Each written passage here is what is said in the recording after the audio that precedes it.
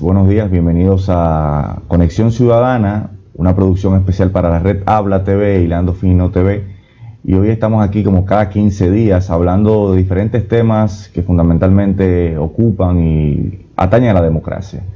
Y en el día de hoy vamos a hablar de un tema que es bastante controversial, pero que queremos traer a la mesa para analizarlo en el marco de una reflexión sopesada que permita a nosotros encontrar algún tipo de horizonte de cómo vamos a resolver esto. Y vamos a hablar de religión y política, de la relación que se da entre religión y política, religión y democracia, sobre todo en estos últimos años en donde las agendas religiosas se han instalado en el debate democrático y que han generado tensiones con grupos que no se encuentran identificados con estos temas.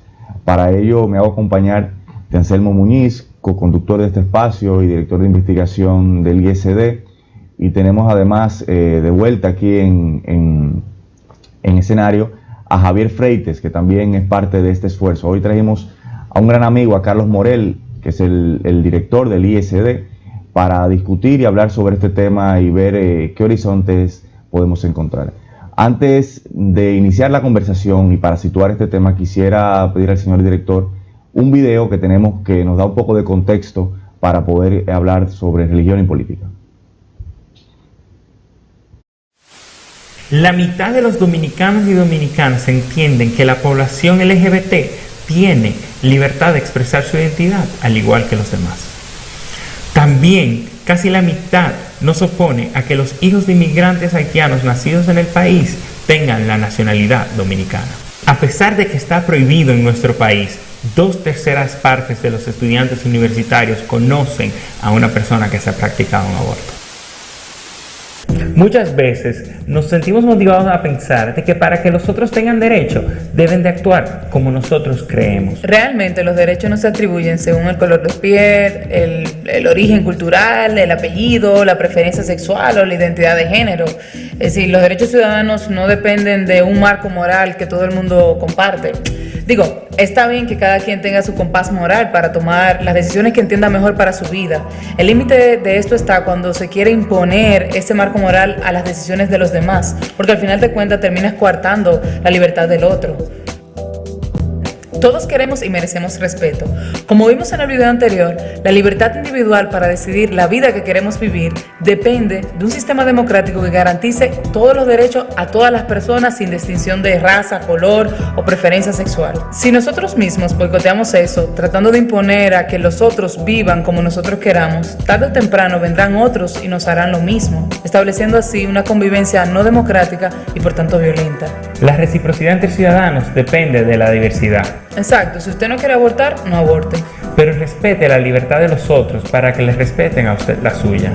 Si usted no quiere casarse con una persona de su mismo sexo, no lo haga. Si no quiere emigrar, tampoco. Muchas veces no nos vamos a sentir cómodos con las decisiones de los otros, pero eso es vivir en democracia.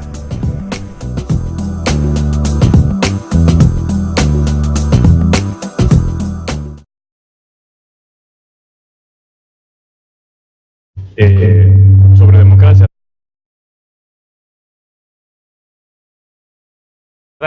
cómo convivimos en democracia, partiendo del punto de vista de que tenemos valores diversos. Muchas veces esos valores incluso se contradicen unos a otros.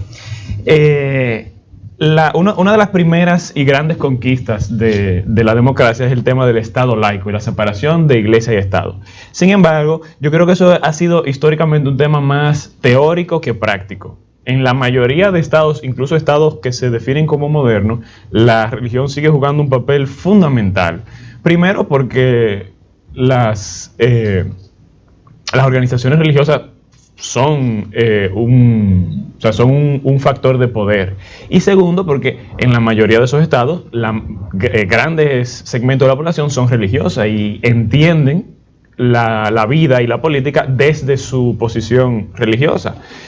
Entonces eso ha generado una situación fuerte en el sentido de que la democracia nos llama, nos obliga a respetar la diversidad y a crear un ordenamiento en el cual gente que vive de una forma que yo no comparto pueda expresarse. Pero eso tiene, algunos límites eso tiene, y esos límites incluyen muchas veces, tanto desde el punto de vista de una persona que no cree en la religión, como desde personas que sí son religiosas, pero que pertenecen a prácticas religiosas distintas.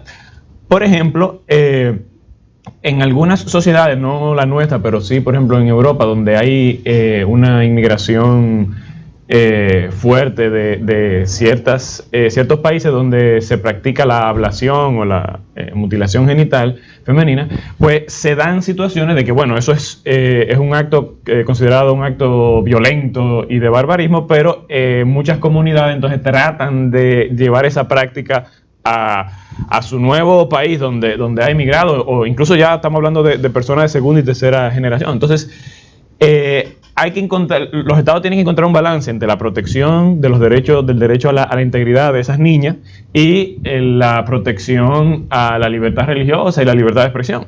Porque evidentemente tú puedes tener tu libertad de expresión, pero el Estado no puede permitir que eso sea una excusa para tú vulnerar la integridad de una niña. Entonces, ahí entra un problema fuerte de un país de mayoría quizá cristiana que tiene fuertes minorías de otras religiones, pero que tiene una regulación presuntamente secular.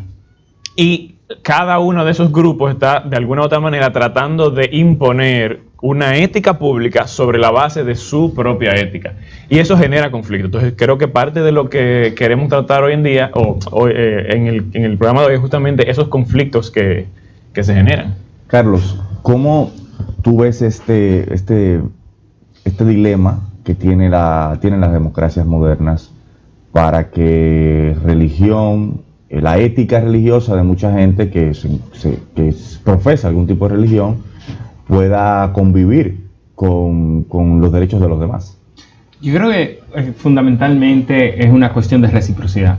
Y cuando ¿qué uno quiere decir por reciprocidad? Es que, bueno, si yo tengo derecho a algo, el otro también tiene ese derecho.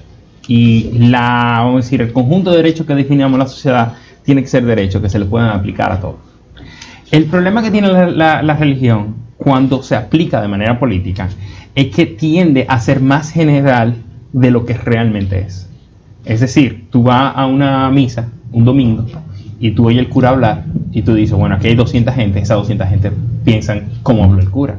Pero la realidad es mucho más compleja que eso. Si tú vas y hablas con cada individuo y con cada persona, esas personas tienen visiones diferentes. Y esas personas tienen, ya sea por tema de clase, ya sea por tema de género, ya sea por tema de educación, de preferencia, de lo que quiera, esas personas no necesariamente tienen la misma visión ni de la religión ni de la política que tiene el cura. Entonces, en la democracia hay una necesidad de que los derechos de cada uno sean recíprocos. Y eso se mide inescapablemente de forma individual. Porque aunque es cierto que hay derechos que son colectivos y hay derechos que la mejor forma de cumplirlo es colectivamente, a la larga tú lo tienes que medir en base al ciudadano o la ciudadana.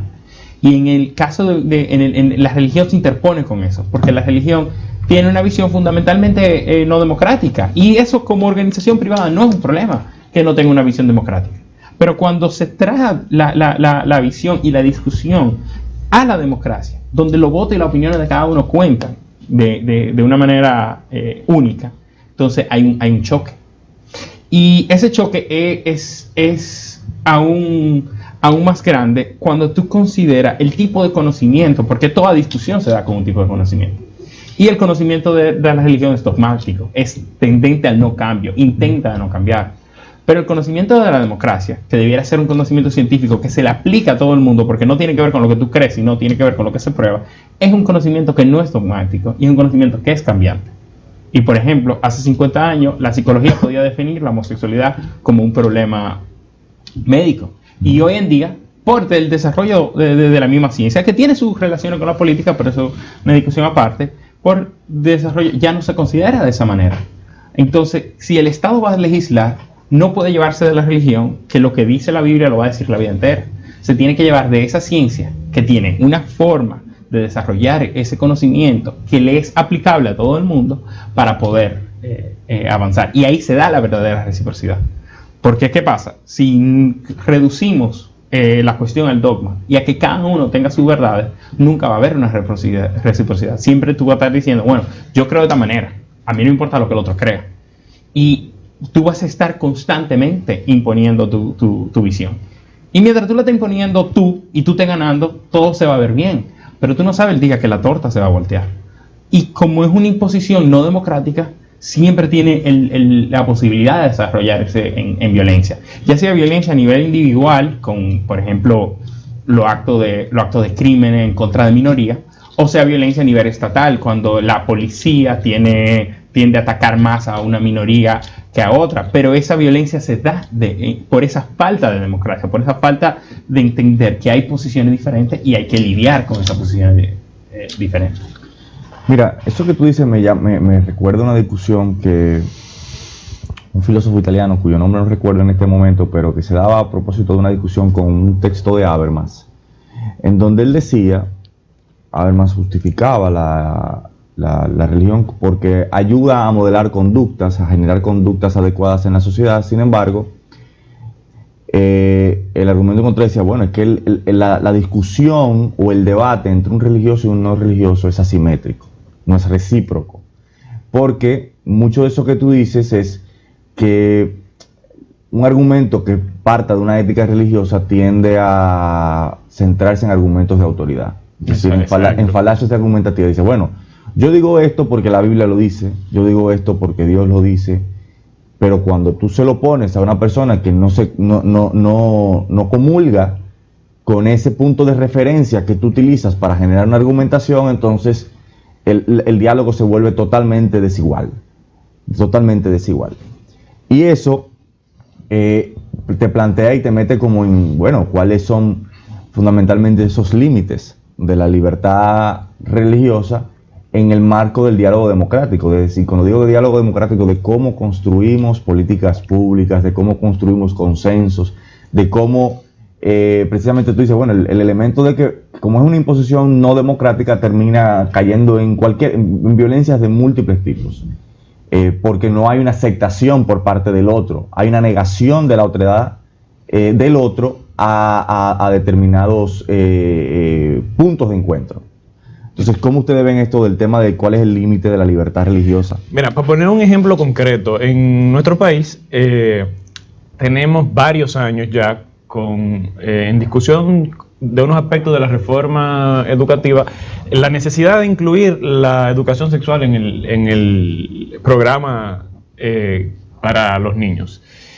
Y eso básicamente, eso además viene en un marco importante de incluir cultura del consentimiento, incluir una educación que permita a los niños desarrollar capacidades de comunicación y de resolución de conflictos, etc. Entonces, ese tema está bloqueado simplemente porque elementos importantes de la Iglesia Católica son consultados en calidad de expertos y tienen capacidad de veto incluso ahí, por un tema principalmente, yo entiendo, de necesidad del partido de gobierno de validarse con esos actores conservadores. Pero entonces le dan una función como si la política educativa dependiera de las visiones religiosas de un cardenal o de un obispo, etc. Eso es un ejemplo importante de esto por lo siguiente: los argumentos que esas personas tienen en calidad de religiosos son irrelevantes para el que no lo cree. Es decir, evidentemente, si usted es muy ferviente de su iglesia, pero como dice Carlos, eso es una minoría, porque la mayoría de la gente tampoco que interpreta igual la interpretación. Pero bueno, la opinión de un obispo será muy importante para usted. Pero para el que no lo es un argumento irrelevante. Entonces, tu único mecanismo de imponer una política ahí es la fuerza. Bueno, paso el rodillo. Y eso automáticamente... eso es ineficiente desde un punto de vista de políticas públicas, pero además rompe con el fundamento democrático. ¿Para qué sirve la educación? Entre otros factores, tú quieres que una educación le permita a la gente adquirir capacidades para hacer cosas. Por lo tanto, tiene que ser necesariamente basada en el conocimiento científico. No es el único criterio, pero es un criterio muy importante, porque si no le va a servir de nada a los niños. Entonces, ¿para qué sirve la educación sexual? Principalmente para que los niños entiendan qué es ese proceso, para que entiendan los fundamentos biológicos del sexo, pero también para que adquieran una capacidad, digamos, de comportamiento ciudadano, de respeto al otro. Y eso se define científicamente. Es decir, que si no, entonces tú no estás educando, tú estarías en todo caso haciendo proselitismo religioso. Entonces, en nuestro país tenemos ese problema concreto, una necesidad educativa básica que nos hemos rehusado a suplir porque 2 o 3 curas entienden que eso va en contra de la visión individual de ellos o de la visión que como organización ellos tienen para toda la sociedad. Pero entonces no importa aparentemente para ellos lo que el resto de la ciudadanía piensa. No, y hay varios detalles también. Vamos a la pausa para que tú puedas profundizar y seguimos hablando de religión y política.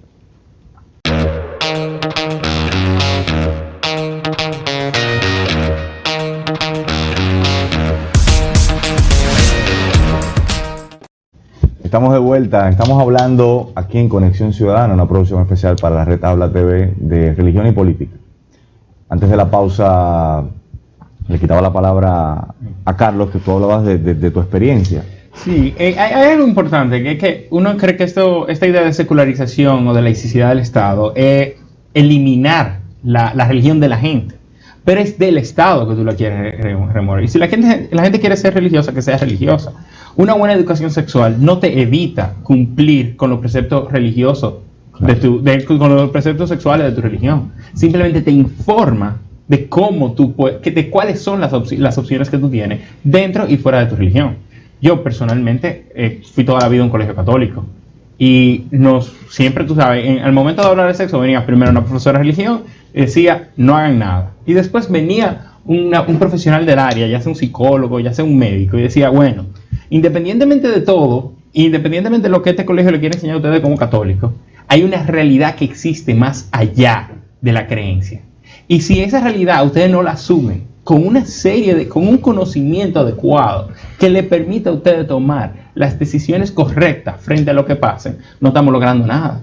Entonces, eso te dice a ti que una mayor presencia de un pensamiento secular no es para tú acabar con la religión, pero para tú asumir esa realidad, ese conocimiento que tú no lo puedes encontrar en un libro de 2000 años, ese conocimiento actual, ese conocimiento que se va modificando y que la gente tiene la capacidad de pertenecer, porque mucha gente viene con el argumento, bueno, pero si tú no crees en la religión, yo no creo en la ciencia. Yo, pero espérate, porque las reglas en que se basan cada cosa son diferentes. La religión se basa en asumir una creencia específica, cuya modificación tú no eres partícipe de. Mientras que la ciencia se base no en lo que tú creas, no, sino en una serie de reglas para determinar cuál es el conocimiento que tú puedes ir a imponerle al otro. Cuando una gente viene a hablarte de un estudio sobre sexualidad, un psicólogo, esté mal o esté bien, él tiene que cumplir una serie de reglas. Y esas reglas son democráticas porque tú puedes acceder a él. Tú puedes decidir, yo quiero ser psicólogo y yo quiero ver si todo lo que él hizo y toda la metodología que él usó está correcta y yo puedo ir a aplicarla. Claro, hay ciertas cosas que complican eso, pero de manera general es un pensamiento democrático porque tiene una estructura que se le aplica a todos independientemente de lo que crean. Entonces, eso es algo que la democracia tiene que alcanzar, porque ahora mismo no hemos hablado mucho de sexualidad, pero hay temas más profundos donde esto afecta. Esto afecta incluso la relación del electorado con su representante, porque no es lo mismo cuando tú entiendes que tú como ciudadano o ciudadana siempre tienes la capacidad de cuestionar a tu representante, porque tu representante no es más que una persona que consiguió la mayoría de votos en un contexto específico y que tiene que gobernar por un tiempo específico en base a lo que esa mayoría le dice. Pero ¿qué pasa cuando tú ligas eso con la religión? ¿Qué pasa cuando es tu cura, una persona que ya tú moralmente tú entiendes que tiene una autoridad más alta que tú, el pastor que tiene una visión moralista cada domingo y tú vas cada domingo y te dice por quién votar? Ya no es lo mismo, ya no es lo mismo que se aplica, ya no importa que ese tipo se robó $1 millón de pesos. Si está en contra del aborto y en contra del homosexual, importa más que el otro que está más educado, que está más preparado y que es más respetuoso de la ley del es un punto país. Importante que tú señalas y sí, me gustaría oír a Javier con esta pregunta. Generalmente los candidatos que reciben mayor apoyo de las religiones organizadas tienden a ser candidatos conservadores, uno, dos, que vulneran incluso esos códigos religiosos como Trump o Bolsonaro, que no tienen ningún respeto por la vida o por la decencia humana mínima, y sin embargo son apoyados por esos grupos religiosos organizados. Entonces, ¿qué tú crees que la estructura de familia que tanto exigen ellos? Exactamente. Entonces, ¿qué más o menos tú crees que pasa ahí? Mira, este es un tema fascinante, porque culturalmente nosotros tenemos una profunda tradición religiosa y los valores judeocristianos. Nosotros tenemos una moral judeocristiana que no la podemos distinguir ya, inclusive los que formamos parte de otros círculos de fe o los que nos resistimos a no creer en ninguna religión. Nosotros estamos impregnados por las tradiciones judeocristianas y la moral judeocristiana. Sin embargo, yo creo que esas pugnas se resuelven y se evaporan cuando tú le permites, y es algo que yo creo que hemos traído sobre la mesa, el aspecto democrático. Es decir, cuando empezamos a poner estos temas en la discusión de todos y no los segregamos a la opinión de una institución como la iglesia, o cómo la iglesia retransmite su visión frente a sus feligreses. Pero cuando tú le permites a los feligreses opinar, pasa lo que hemos visto. Voy a traer un tema que no lo hemos tocado porque nos quedamos básicamente en el tema de educación sexual, pero cuando traemos el tema de aborto, por ejemplo, en República Dominicana, y planteamos la discusión, la gente no se opone al aborto tajantemente, porque se planteó una vía alterna, y esos son los puntos neutros que permiten la construcción y generar políticas públicas donde todos quepamos. Por ejemplo, las 3 causales, cuando se hizo una encuesta de cultura política, señores, la respuesta es abrumadoramente a favor. Sin embargo, los actores políticos ceden al chantaje de las estructuras formales, las estructuras conservadoras, pero no se dejan guiar por lo que está diciendo la gente en la calle. Al final, la gente quiere y ve que hay una problemática que debe ser enfrentada no sobre la óptica de la religión, sino sobre la condición donde todos podamos participar y tener una opinión relevante respecto a ese tema en particular. Entonces, cuando yo veo el tema de los candidatos, yo creo que hay una situación que se da, y es que los candidatos no están no creo que estén tan en sintonía con los feligreses. Están en sintonía con las estructuras eclesiásticas, pero no en sintonía con los feligreses. Y yo creo que eso parte también en temas muy puntuales como el matrimonio igualitario, la visión del Estado frente a la política de narcotráfico, o sea, visión de las drogas. Es decir, hay muchos temas que están entaponados en este tipo de sociedades precisamente por el dominio que tiene todavía la iglesia. Y cuando hablo de iglesia, no hablo de la iglesia católica, porque la iglesia católica ha ido perdiendo fuerza. Claro. Hablo de las iglesias en sentido general. Y por eso es importante que traigamos la discusión, no sobre la posición de, no, lo que tú dices está mal y lo que yo digo está bien. No. Es simplemente un espacio donde el Estado debe permitirnos a todos tener la libertad de conciencia, pero no querer imponer a otros, a minorías, la posición de las mayorías. Quizá eso también tiene que ver por lo que tú dices, de que, bueno, si las religiones organizadas tienden a ser jerárquicas y, como dice Bartolomé, se basan en argumentos de autoridad, entonces los feligreses no importan, lo que importan es el clero, que es el que interpreta.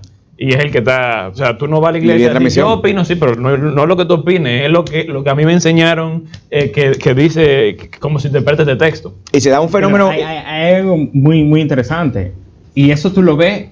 Vamos a coger el tema del aborto, como tú haces la pregunta del aborto. Nosotros que hemos trabajado con este tema en el ISD y hemos tenido el chance de compararlo con otras encuestas, como la forma, como el pastor o el cura es el principal interlocutor de cómo se discute el tema, la gente se asume aquí en contra del aborto hasta que tú comienzas a hablar más profundo.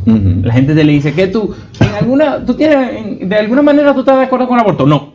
porque entiende que esa es la respuesta moralmente correcta que tiene que dar. Y eso es lo que le ha enseñado. Eso es lo que tiene la recámara. Ahora tú te sientas, tú le dices, pero vamos a discutir. ¿Qué tal en esta situación? Ah, bueno, eso es diferente. ¿Y qué tal? Entonces, cuando tú profundizas la discusión y la hablas de una manera no dogmática, sino de una manera más basada en lo que pasa en la realidad, la discusión empieza a cambiar. No, y eso que tú planteas es muy significativo, porque inclusive cuando tú tienes una visión precondicionada respecto a esa postura, pero también tú eres capaz de decir, bueno, ok, esta es la visión que yo tengo respecto a este tema, pero yo entiendo que hay otros que tienen otras visiones, por eso ese otro tiene que caber en el conjunto del Estado, que es decir, todas las visiones. Entonces, tenemos que ver hasta qué punto las libertades se pueden dejar en absoluto. Bueno, pero ahí que viene la diferencia entre un conflicto autoritario a la cual la religión te obliga y un conflicto democrático a la cual la ciencia te permite. Exacto. Y todas las libertades siempre van a estar en contexto. Y no vamos a vivir en un país donde todo el mundo piensa igual y donde todo el mundo te contexto. La gente va a estar pensando cosas diferentes. Pero ¿cómo tú lo discutes esa diferencia? Si tú lo discutes desde el punto de vista dogmático de la religión, eso te elimina a un grupo de gente. Y la única lucha es, vamos a luchar por el poder para callar a eso. Ahora están ganando los religiosos, perfecto. Los seculares no mermamos. Pero si mañana ganamos los seculares, le vamos a hacer lo mismo. Y no solamente vamos a poner educación sexual en los colegios, no, vamos a ir los domingos a la escuela. Y vamos a poner educación sexual ahí. Vamos a decir, no, pero tú tienes que hablar una hora aquí de la evolución antes de venir a hablarme de la religión. Y entonces, para ahí estamos perdiendo el dinero de la neutralidad, pero que no debería es lo que pasar. Quiere decir. Esa visión autoritaria, que es la que la religión tiene, se le puede aplicar a ellos mismos también. Entonces, aunque tienen el poder ahora mismo, cuando el día que lo pierdan, van a perder su identidad también. Tiene un reverso fatal. Vamos a una pausa y volvemos a hablar sobre religión y política.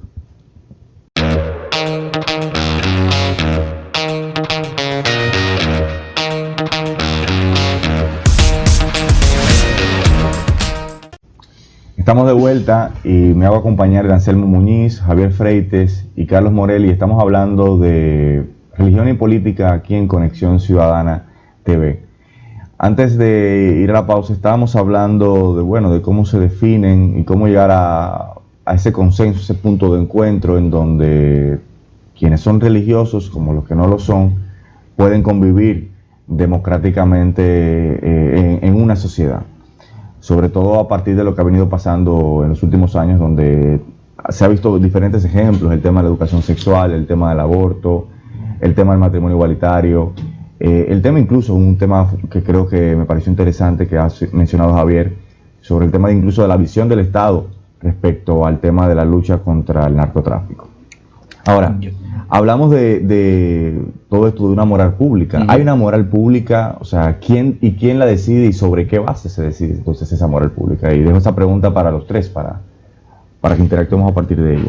Bueno, yo diría que en cierto sentido es inevitable, donde en cualquier sociedad van a surgir unas reglas de comportamiento público que podríamos llamar una moral pública. Lo importante es que esas reglas se fundamenten en dos elementos que resalto de la discusión. Uno es el respeto a las opiniones del otro, que las reglas no eviten de manera previa la capacidad de las personas de plantear asuntos en público, lo que quiere decir entonces que no pueden haber reglas como que, bueno, los argumentos tienen que ser argumentos de autoridad. Todo argumento de autoridad es un espacio público inherentemente excluyente y autoritario. Y el segundo elemento es que los puntos de la discusión se basen en un conocimiento que pueda ser rebatido y al mismo tiempo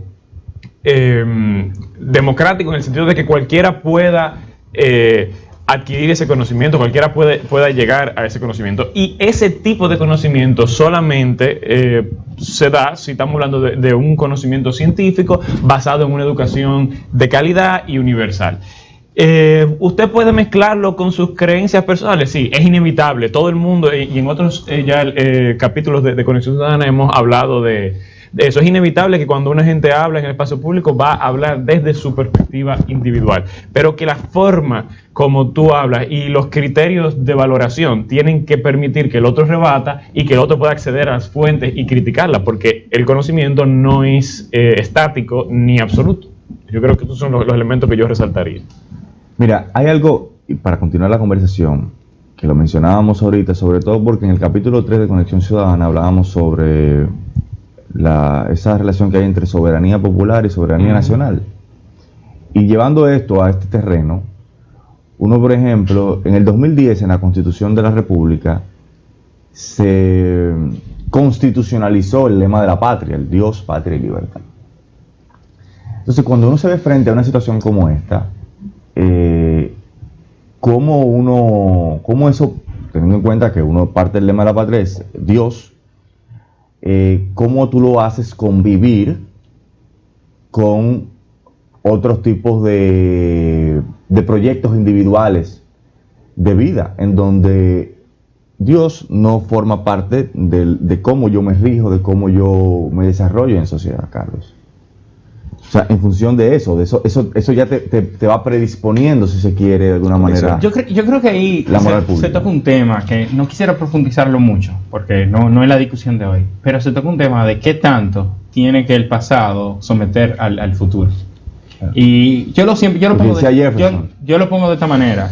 Mucha gente dice, no, que tenemos que seguir los ideales clásicos de la República Dominicana, o el ideal duartiano, o como decía Javier, esa tradición judeocristiana, o cualquier otra cosa que tú entiendas que es parte fundacional de la República Dominicana. Mi respuesta es simple. Bueno, pero es fundacional porque rompió con lo que había antes. Es decir, decimos Dios, patria y libertad, pero antes decíamos Dios y los reyes de España. Pero quitamos los reyes de España en nuestro proceso de independencia. Entonces, no podemos creer, no es una justificación real decir, porque antes era así, tiene que ser así.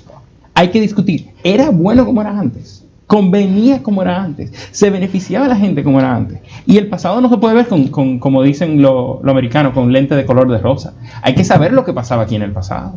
Hay que saber que no es ahora que hay un descalabro de la familia. ¿Cuánta gente anteriormente no tenían familia que un solo papá tenía y mantenía varias familias? ¿Cuántas situaciones de precariedad o de abuso sexual se daba aquí entre la gente del Estado y la gente?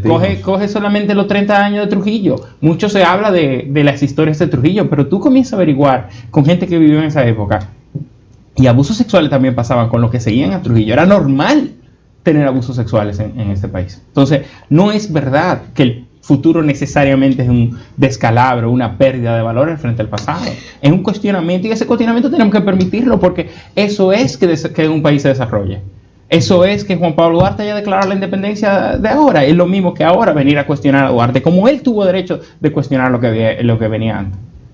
Y eso nunca podemos caer en esa trampa de simplemente decir, porque está escrito de una manera, tenemos que seguir eso la vida entera. Eso no lo cumple nadie, eso no lo cumple ni la religión, ni lo cumple la religión católica, que después de los 60 tuvo una gran reforma, ni lo cumplen los protestantes, que son gente que protestan en base a la religión católica, ni lo cumplen los mormones, ni lo cumplen los testigos de Jehová. Todas las ideas que existen ahora, ni lo cumplió Jesucristo. Todas las ideas que existen ahora son modificaciones de la anterior. Y eso no es un problema. Eso es la historia humana. Pero eso es lo que hasta es. El Nuevo Testamento es un acto de resistencia. Como que personalmente digo, es una discusión para otro momento, pero no. El hecho que diga Dios en el lema no necesariamente tiene que significar. No, y eso es una discusión que simplemente está aplazada, porque realmente cuando tú analizas el simbolismo, o sea, nosotros somos fruto de un proceso de colonización, donde la Iglesia Católica jugó un rol fundamental. Tenemos que replantearnos otros ejes de discusión, y yo creo que una de las grandes deficiencias que tenemos nosotros como sociedad es que siempre hemos marginado a las personas de la discusión.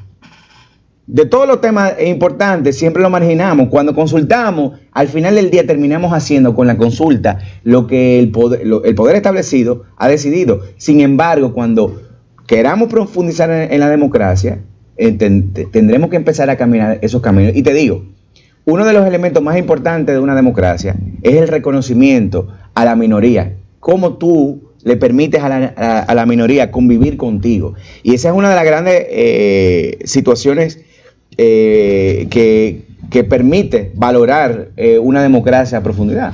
Y te digo, cuando tú eres minoría, ¿de qué tipo? No importa si era étnica, religiosa, política, tú tienes una dimensión, tú tienes una mayor comprensión de la importancia que tiene la democracia, del rol de la democracia en las relaciones de poder. Y ahí es donde nosotros tenemos que situar la discusión, es decir, cómo nosotros, hoy estamos hablando de política y religión, pero hay muchos elementos que debemos nosotros llevarla al terreno de la democracia, a esa neutralidad, donde todos contemos. Y eso es lo que nos pasa hoy día. Puedo agregar algo bien rápidamente. Y esto tal vez es una visión muy individualista, pero importa. La minoría no solamente son la minoría. Tú puedes ser una minoría en cualquier momento. Tú puedes mañana tener un accidente, convertirte en una persona minusválida y para que te resulta que ahí te das cuenta que aquí en República Dominicana no hay derecho para los minusválidos. Exactamente. Entonces, cuando uno sale a defender la minoría, aunque hay personas muy claras que necesitan ser defendidas y que necesitan reconocer su derecho de manera urgente en República Dominicana, hay que entender que es una reciprocidad. Yo estoy saliendo a defender los derechos de ellos, porque un día mi derecho va a estar en cuestión. Y siempre me ha gustado la frase que dijo un señor protestante en la Alemania nazi. Primero vinieron por los comunistas, yo no era comunista, no me importó.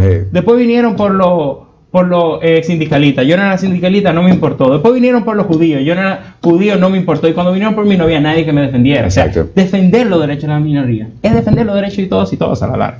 Que al final yo quizá quisiera sacarlo de ahí. Yo no creo que son solamente derechos de las minorías, son derechos humanos que de alguna manera aquí hay una categorización, aquí hay ciudadanos de primera y segunda y tercera categoría, en donde operan totalmente distinto el tratamiento del Estado respecto a ellos. Y cuando tú lo miras en su complejidad, aquí las condiciones de opresión, de dominación, son transversales. Y uno de los grandes logros de la democracia liberal ha sido segmentar como todo eso para tratar de evitar la posibilidad de unirnos. Yo quisiera en un minuto un cierre de conclusión de cada uno de ustedes para cuáles son sus conclusiones y su llamamiento respecto a este tema. Bueno, brevemente, yo creo que la mezcla entre religión y Estado en República Dominicana tiene algunos temas muy importantes para el desarrollo de República Dominicana frenado y enmascara la realidad. Y las cosas no se discuten de lo que pasa. El tema del aborto no se discute como pasa. El tema de la sexualidad de la adolescencia no se discute como pasa. El tema de los abusos sexuales que pasan en este país no se discute como pasa. Y otra serie de... La sexualidad es el que más surge, pero muchos temas no se discuten como se tienen que discutir, porque hay una interlocución de la religión que no le interesa discutir las cosas como realmente son. Bueno, yo creo que yo resaltaría el tema de que la democracia no es lo que opine la mayoría.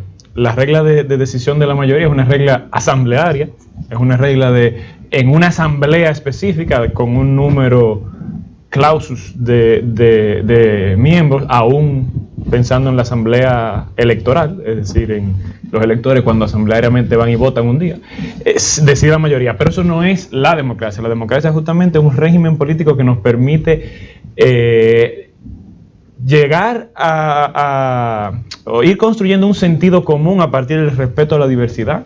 Es un régimen en el que los individuos cuentan, y precisamente el tema de la laicidad del Estado es necesario para garantizar ese punto de que los individuos cuenten y de que las opiniones de una mayoría no sean manipuladas por una minoría para aplastar a otras.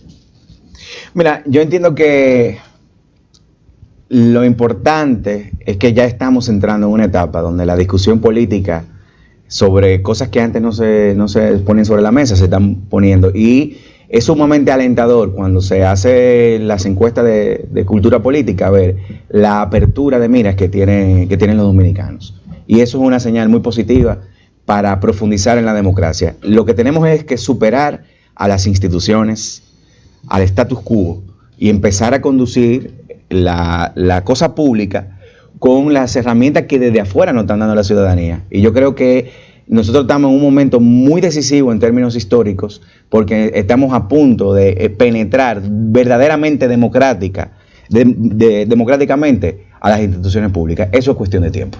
Bueno, muchísimas gracias Javier, Anselmo y Carlos por la conversación tan sopesada.